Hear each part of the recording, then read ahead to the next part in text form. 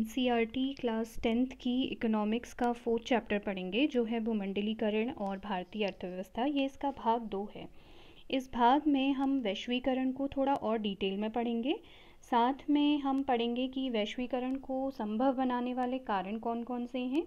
इसके साथ ही हम इसमें पढ़ेंगे कि विदेशी व्यापार क्या होता है, निवेश में उदारीकरण क्या है, और साथ में विश्व व्यापार संगठन के बारे में भी इस भाग में हम लोग पढ़ेंगे। चलिए सबसे पहले बात करते हैं वैश्वीकरण की। हमने बहुत इस चैप्टर में इस बारे में पढ़ा है कि वैश्वीकरण क्या होता है। हमने हिस्ट्री में भी वैश्वीकरण के बारे में पढ़ा है। तो आज क्या है कि दुनिया भर में जो लाखों बहुराष्ट्रीय कंपनियां हैं, जिस वजह से जो विश्व भर के जो देश हैं वो आपस में एक साथ जुड़े हुए हैं, उनमें आपस में निर्भरता बढ़ी है। तो इसका मतलब ये हुआ कि जो देश हैं वो आपस में आजकल एक दूसरे पर निर्भर करते हैं। इसका मतलब है कि माना चीन की अगर अर्थव्यवस्था में कोई उथल पुथल होती है, वहाँ पर कुछ जो अर्थव्यवस्था है वो किसी तरह से स्थिर नहीं हो पाती है, तो उसका जो असर है या उसका जो प्रभाव है वो दुनिया के अन्य देशों की अर्थव्यवस्था पर भी ज़रूर पड़ा होगा। आपने ध्यान भी दिया होगा कि अगर अमेरिका के राष्ट्रपति बदल जाते हैं तो दुनिया भर के जो स्टॉक एक्सचेंज होते हैं उनमें भी बदलाव आता है। साधारण शब्दों में अगर कहें तो दुनिया के देशों में होने वाले हर छोटे या बड़े बदलाव का असर हर देश पर पड़ता ही है। और बहुत सरल शब्दों में हम इसे कह सकते हैं वैश्वीकरण को कि विभिन्न देशों के बीच परस्पर संबंध और एकीकरण की जो प्रक्रिया होती है उसी को वैश्वीकरण कहा जाता है। अब वैश्वीकरण को संभव बनाने वाले कारक कौन कौन से हैं?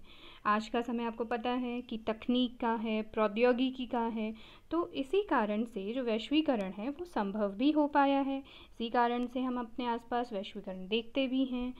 तो कुछ कारण हैं जिनकी वजह से वैश्वीकरण संभव हुआ है, जैसे कि परिवहन में बहुत तेज़ी आने के कारण हम किसी भी वस्तु को कम समय में कम लागत में विश्व के किसी भी देश में आसानी से पहुंचा सकते हैं। क्योंकि आजकल आपने देखा है कि जो परिवहन है वो बहुत ज़्यादा सस्ता हो चुका है। चाहे हम सड़क परिवहन की बात करें, पानी के जहाज़ हो या हवाई जहाज़ हो, इन सब परिवहन के जो साधन हैं उनसे जो वस्तुएं हैं एक जगह से दूसरी जगह बहुत आसानी से और कम लागत में पहुंचाई जा सकती हैं। दूसरा कारण है सूचना एवं संचार प्रौद्योगिकी में विकास। आज दूर संचार जिसमें कंप्यूटर है, इंटरनेट है, ये सारी की सारी जो तकनीक है उसमें रोज़ परिवर्तन हो रहा है और ये परिवर्तन भी तेज़ी से हो रहा है। जैसे दूर संचार की जो सुविधाएं हैं, जैसे telegraph, telephone, mobile phone, fax, ये सब के सब जो हैं वो विश्व भर में कहीं पर भी इनके द्वारा हम इनसे बातें कर सकते हैं। आज कंप्यूटर जो है वो लोगों की जो ज़िंदगी है उसका एक महत्वपूर्ण अंग बन चुका है। ऐसे ही इंटरनेट भी लोगों की ज़िंदगी का एक महत्वपूर्ण हिस्सा बन चुका है। तो इसके द्वारा हम किसी भी चीज़ की सूचना आसानी से प्राप्त कर सकते हैं और उसे आपस में बांट भी सकते हैं, जैसे आप लोग आजकल करते हैं मोबाइल के द्वारा, व्हाट्सएप के थ्रू या फिर कोई और साधन जिसके द्वारा हम जो सूचनाएं हैं वो भी आदान प्रदान कर सकते हैं। बैंकिंग, जो इंटरनेट बैंकिंग होती है वो हम इससे करते हैं, या फिर कई और चीज़ें जो हमें सूचना एवं संचार प्रौद्योगिकी के माध्यम से हमें मिली हैं। फिर इसमें एक और चीज़ है विदेश व्यापार तथा विदेशी निवेश का उदारीकरण। आज सरकार ने बहुराष्ट्रीय कंपनियों के हित में बहुत ढेर सारी नीतियां बना रखी हैं, तो जिससे कि उन्हें व्यापार करने में भारत में या फिर किसी भी देश में बहुत आसानी हो जाती है। जैसे ऐसे समझते हैं कि हम अगर भारत की बात करते हैं तो हम भारत में जो दुकानें हैं वहाँ पर हम सारी की सारी जितनी भी दुकानें होती हैं उसमें सभी में चीन का जो सामान होते हैं वो हम देखते हैं। क्यों? क्योंकि चीन का सामान जो होता है वो बहुत ही अधिक सस्ता होता है। चीन का सामान बहुत अधिक सस्ता होता है, तो जो हर दुकान होती है उसमें चीनी सामान आपको ज़रूर दिख जाएगा। अगर मान लीजिए भारत सरकार जो चीन से आयात किया जाता है सामान उस पर कर लगा दे, ठीक, तो जो लोग इन सामान को आयात करना चाहते हैं तो इसका मतलब है कि उन लोगों को इस पर कर देना पड़ेगा। अब कर देना पड़ेगा तो इसका मतलब ये हुआ कि इन्हें इसकी कीमत भी अधिक चुकानी पड़ेगी, और चीन के सामान जो भारत में अभी इतने सस्ते आप लोगों को दिखाई दे रहे हैं, वो इतने सस्ते नहीं रह जाएंगे। ये सबका सामान जो है, ये जितने भी सामान हमें दुकानों में दिखाई देते हैं, वो सब महंगे हो जाएंगे। और इस वजह से जो जो ये कर है वो सरकारें नहीं लगाती हैं, जिससे कि जो सामान है वो सस्ता रहे, लोगों के पहुंच तक आसानी से मिल जाए उन्हें। फिर अगर जो आयात पर जो कर लगाया जा रहा है, उस नीति को हम कहते हैं व्यापार अवरोधक। जो सरकार अगर किसी भी सामान पर कर लगा देती है, आयात करे हुए सामान पर कर लगाती है, तो उसको बोला जाता है व्यापार अवरोधक, या इंग्लिश में हम इन्हें कहते हैं ट्रेड बैरियर्स। तो इन्हें अवरोधक इसलिए बोला जाता है क्योंकि यह व्यापार यानी कि जो बिज़नेस होता है उसमें किसी तरह का प्रतिबंध लगा देती है। जो सरकारें होती हैं वे व्यापार अवरोधक का इस्तेमाल विदेश व्यापार को कम करने के लिए या फिर कभी कभी अधिक करने के लिए करती है, या फिर किसी आयातित वस्तु की जो मात्रा है वो निश्चित करने के लिए करती है। भारत की आज़ादी के बाद जो भारत सरकार थी उसने बहुत से जो व्यापार अवरोधक थे वो लगा रखे थे। इसका मतलब ये हुआ कि जो विदेशी व्यापार था एवं विदेशी निवेश पर जो भारत सरकार थी उसने प्रतिबंध लगाया हुआ था, जिसके कुछ कारण थे। जैसे कि पहला कारण तो ये था कि जो देशी उत्पादक थे, मतलब जो घरेलू उत्पादक थे, उन्हें विदेशी प्रतिस्पर्धा से संरक्षण प्रदान करने के लिए, जिससे उन्हें भी उद्योग बढ़ाने के पर्याप्त अवसर मिल सकें। ये पहला कारण था कि जो भारत सरकार थी उन्होंने विदेशी व्यापार पर प्रतिबंध लगाया हुआ था, यानी व्यापार अवरोधक लगा रखा था। दूसरी चीज़ ये थी कि भारत जो था उसी समय आज़ाद हुआ था, अंग्रेज़ मुक्त बना था, और अंग्रेज़ भारत में आपको पता होगा कि व्यापार करने से के बहाने ही आए थे और धीरे धीरे उन्होंने पूरे भारत पर ही कब्जा कर लिया था। तो इस तरह की परिस्थिति दोबारा उत्पन्न ना हो, इसीलिए भी भारत सरकार ने विदेशी निवेश पर आज़ादी के कुछ समय तक प्रतिबंध लगाया हुआ था। पर 1991 में, मतलब 1991 में जो ये व्यापार अवरोधक थे वो हटा लिए गए थे भारत सरकार द्वारा, और इन व्यापार अवरोधकों को जो हटाने की प्रक्रिया थी उसी को उदारीकरण कहा जाता है। अब सरकार जो थी उन्होंने क्या किया कि जो अवरोध थे या प्रतिबंध थे उन्हें हटा लिया था, और इस वक्त जो व्यापार था वो उदारीकृत बन चुका था। तो अब जो था, जो सरकार थी वो पहले की तुलना में जो आयात निर्यात पर सरकार ने अपने नियंत्रण को कम कर दिया था। अब आसानी से जो व्यापार था वो कहीं पर भी, एक देश से दूसरे देश, कहीं पर भी हो सकता था। इससे क्या हुआ कि विश्व के जो अन्य देश थे उन्हें फ़ायदा हुआ, वो बड़े खुश हुए, क्योंकि उन्हें पता था कि जो भारत है वो बहुत बड़ा बाज़ार है सामान का। मतलब जो भारत है उन्हें बहुत बड़ा एक बाज़ार दिखा था अपने व्यापार को बढ़ाने के लिए। फिर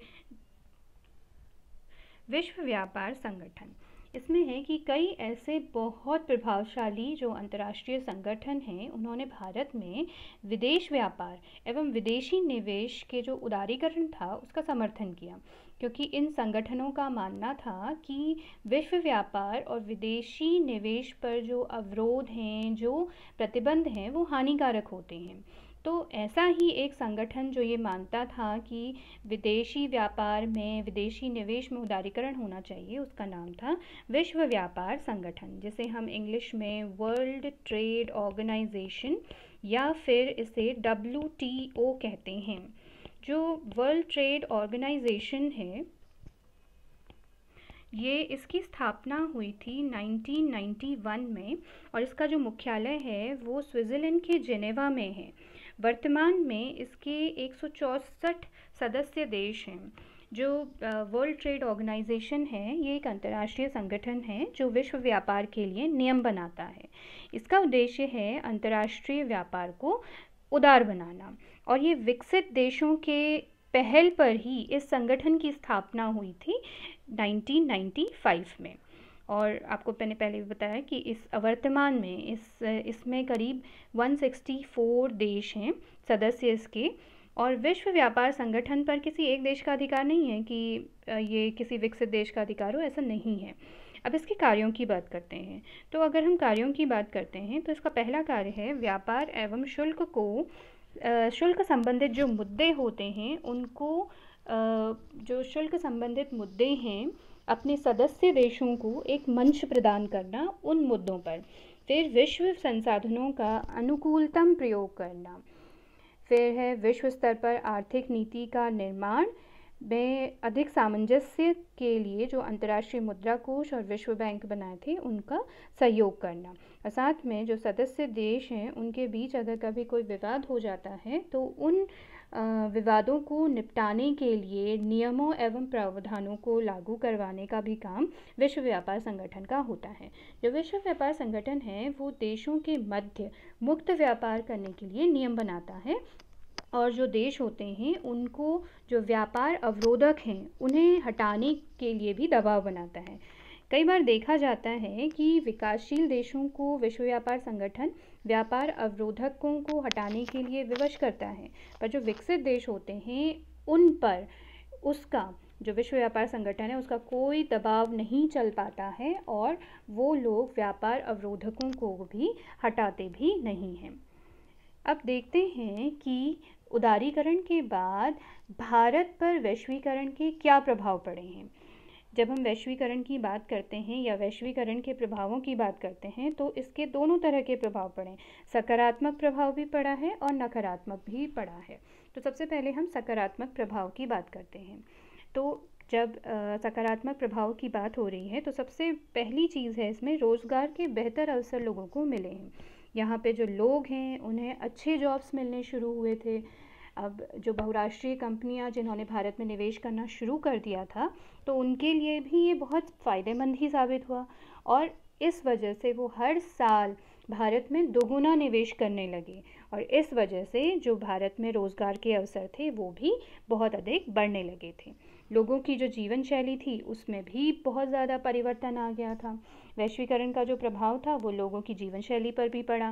पहले जहाँ लोगों के पास हर चीज़ के सीमित विकल्प होते थे अब वहीं एक ही चीज़ के हज़ारों की संख्या में विकल्प उपलब्ध रहते हैं। अब उन्हें कम मात्रा पर भी मतलब कम कीमत पर भी अच्छी गुणवत्ता वाली जो वस्तुएं होती हैं वो उपलब्ध हो जाती हैं आसानी से, जिससे उनका जीवन स्तर भी सुधार हुआ है या उसके जीवन स्तर में भी सुधार आया है। तीसरा जो प्रभाव है वो भारतीय कंपनियों पर पड़ा। तो जो भारतीय कंपनियों ने बढ़ती जो प्रतिस्पर्धा थी मतलब कंपटीशन था उसके कारण जो अपने उत्पाद हैं जो उनके प्रोडक्ट्स होते हैं उसकी क्वालिटी को और अच्छा बनाया। बहुराष्ट्रीय कंपनियों के साथ काम करने पर उन्हें नई तकनीक भी मिल गई। वैश्वीकरण के कारण भारत की कुछ जो कंपनियां थी जैसे एयरटेल है, टाटा मोटर्स है, इन्फोसिस है, रेनबेक्सी है, ये सब के सब कंपनियां भी बहुराष्ट्रीय बन गई। इसका मतलब ये हुआ कि पहले जो ये कंपनियां थी इनके जो उत्पाद थे इनके जो प्रोडक्ट्स होते थे वो केवल भारत में ही बिकते थे, पर अब दुनिया भर के देशों में ये बेचे जा रहे हैं। अब इसके नकारात्मक प्रभाव की बात करते हैं। जो नकारात्मक प्रभाव की बात अगर हम करें, जो छोटे व्यापारी थे उनको इससे बहुत ज़्यादा नुकसान उठाना पड़ा और क्योंकि वो इन जो बहुराष्ट्रीय कंपनियां थी उनका मुकाबला ही नहीं कर पाए और इन्हें अपने व्यापार बंद करने पड़े, जिससे कि जो बड़ी संख्या में जो श्रमिक थे वो भी बेरोज़गार हो गए। इसका उदाहरण है कि भारत के जो खिलौने का हम एग्ज़ाम्पल लेते हैं। इसमें है कि पहले जितने भी खिलौने थे वे भारत में ही बनते थे जो हम भारतीय दुकानों में देखते थे, पर वैश्वीकरण के बाद सारी की सारी जो भारतीय फैक्ट्रियां थी खिलौने की वो बंद हो गई और अब कोई भी फैक्ट्री भारत में खिलौने बनाती ही नहीं है। सारे के सारे जो खिलौने हम दुकानों में देखते हैं वो चीन ही भारत को भेजता है और इस वजह से अब हमें भारतीय दुकानों में केवल चीनी खिलौने ही दिखाई देते हैं। इसमें केवल खिलौने ही नहीं बल्कि और भी कई ऐसे छोटे उद्योग हैं जिन्हें वैश्वीकरण के बाद या फिर बहुराष्ट्रीय कंपनियों के भारत आने के बाद बंद करना पड़ा। फिर ये जो बहुराष्ट्रीय कंपनियां हैं वो भारत में लाने के लिए उनको भारत में लाने के लिए या फिर निवेश करवाने के लिए जो सरकार थी उन्होंने जो श्रम कानून थे उनको बहुत लचीला बना दिया। ठीक, और इसका हुआ क्या असर कि जो बहुराष्ट्रीय कंपनियां हैं उन्हें तो फ़ायदा हुआ इस सब चीज़ों से, श्रम कानून जो थे उनके लचर बनने से।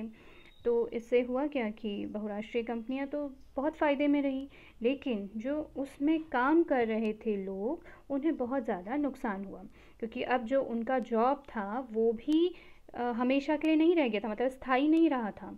उन्हें कभी भी नौकरी से हटा दिया जाता था। जब जो एमएनसीज़ हैं, फैक्ट्री हैं, वो देखती थी कि अभी काम कम हो रहा है तो वो उन्हें हटा देते थे। तो इससे क्या होता था कि जो श्रमिक थे उन्हें स्थायी रोज़गार भी नहीं मिल पाता था, और जो एमएनसी हैं वो स्थायी रोज़गार नहीं अस्थायी रोज़गार देती थी, और इस वजह जिससे कि साल भर की जो उनकी सैलरी है वो बच जाए, उन्हें सैलरी ना देनी पड़े। जबकि जब पहले जो फैक्ट्रियाँ हुआ करती थी जो भारत में, उसमें जो श्रमिक थे उन्हें स्थायी रोज़गार मिलता था, उन्हें परमानेंट जॉब मिलता था। लेकिन जब से ये एमएनसीज़ या फिर बहुराष्ट्रीय कंपनियां भारत में आई हैं, तो ये लोगों को अस्थायी रोज़गार देती हैं, ताकि जो श्रमिक जो उसमें काम कर रहे हैं फैक्ट्रियों में, उन्हें साल भर की सैलरी ना देनी पड़े। तो इस तरह से हमने इस चैप्टर में समझा कि वैश्वीकरण आज की वास्तविकता है, जिसके सकारात्मक प्रभाव भी हैं और नकारात्मक प्रभाव।